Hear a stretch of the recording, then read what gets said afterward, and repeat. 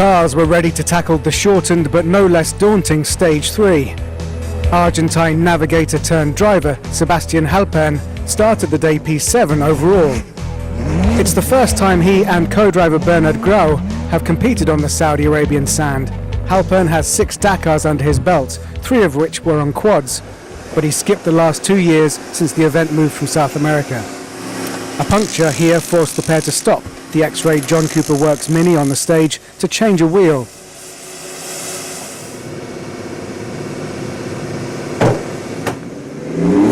But still they ended the day squarely in the top 10.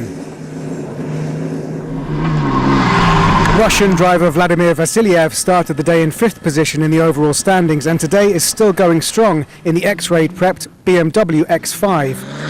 This is his 8th Dakar and when he finishes he's usually in the top 10. His best ever result was 5th in 2015. A tricky day today saw the BMW crew finish 11 minutes off the pace but still firmly in 6th overall.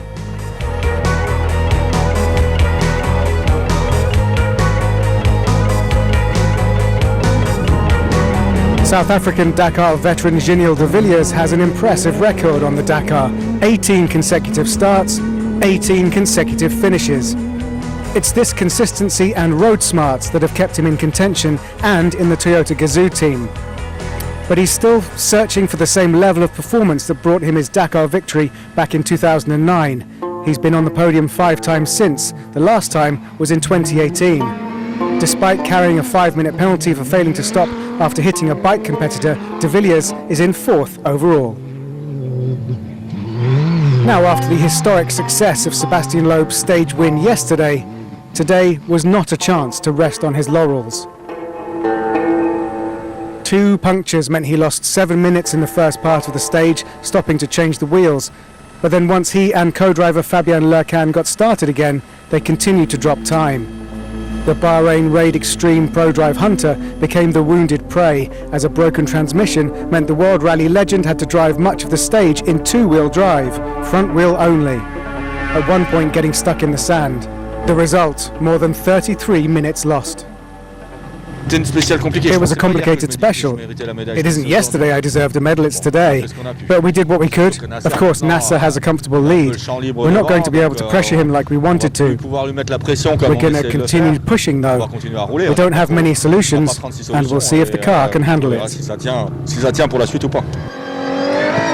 Rally leader Nasser Al Attiyah got a stern telling off, a fine and a suspended disqualification notice from the stewards after stage 2. His data black box was disconnected, which is a breach of the rules. So the Qatari and his crew will have to be extra careful for the next 10 days, otherwise all his battling could be in vain. And careful and smart were the Qataris' watchwords today. He literally took his foot off the gas, knowing that his closest rival for victory, Loeb, had problems.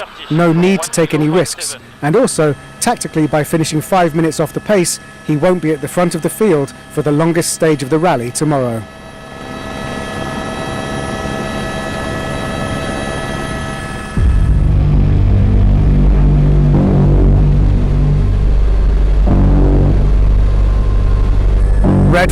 Red flag for Carlos Checa, but not at the racetrack. The Catalan former World Superbike champion and MotoGP rider is competing in his first Dakar in an MD Rally Sport Optimus. But the transition from 2 wheels to 4 has also sadly transitioned to roof.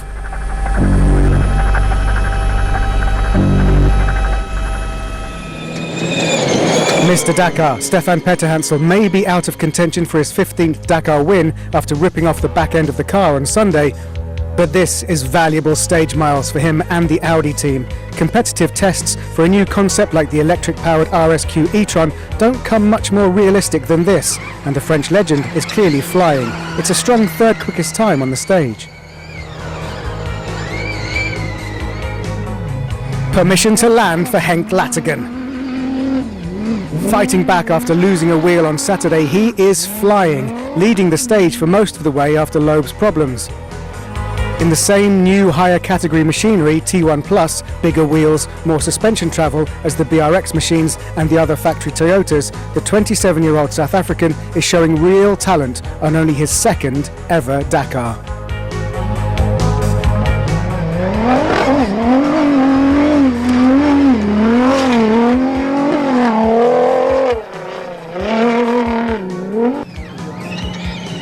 Now we need to get used to this sound.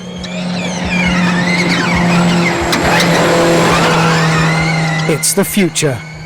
The navigation error on stage 1B may have dampened El Matador's place on the leaderboard, but it hasn't quashed his fighting spirit. It's a stage win for Carlos Sainz, bringing up the big 4-0 for the Spanish legend on his 15th Dakar. That's 40 stage wins for the two-time World Rally champion. It's his first stage win of 2022 and crucially the first for Audi this century, but there's another first here. The first stage win for the new category T1 Ultimate for renewable energy projects and alternately powered cars. The electric-powered RSQ e-tron is a game-changer for endurance rally raid. It's just a shame that we lost so much time during the first days. But for us, we're on this rally to learn and get information. It's only the first rally with this car. We still have a lot to learn. A genuine reason to celebrate for the Audi team, who've put this electric project together from scratch at lightning speed. In fact, with Ekstrom in 5th, all 3 Audis finished in the top 5, while Nani Roma is fighting back for BRX. And this is what the Dakar looked like the last time Audi won a stage. Bernard Darniche won 3 stages in an Audi Quattro in Africa in 1985.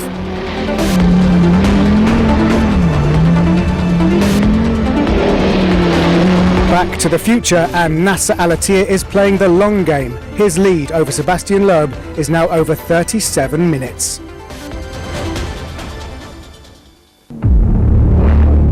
Throughout the history of the Dakar, just hearing its name has sent a shiver of fear through competitors. Fesh Fesh. Already a nuisance in Africa, it became a scourge in South America. Very, very soft here. We drive in and no way. Fesh Fesh may look like sand, but it's actually an extremely fine powder that's found in the desert. It's only protected by a thin crust, which is obviously powerless to resist the formidable vehicles of the Dakar. The Fesh Fesh gets everywhere, choking engines and sticking to competitors like mud. Dealing with it can be an absolute nightmare.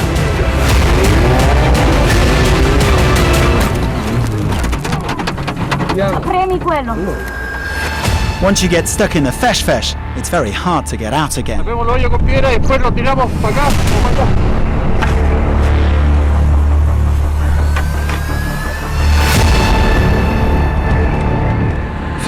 We didn't see a car in front of us. We were in the dust and we couldn't get over the dune, so we got stuck.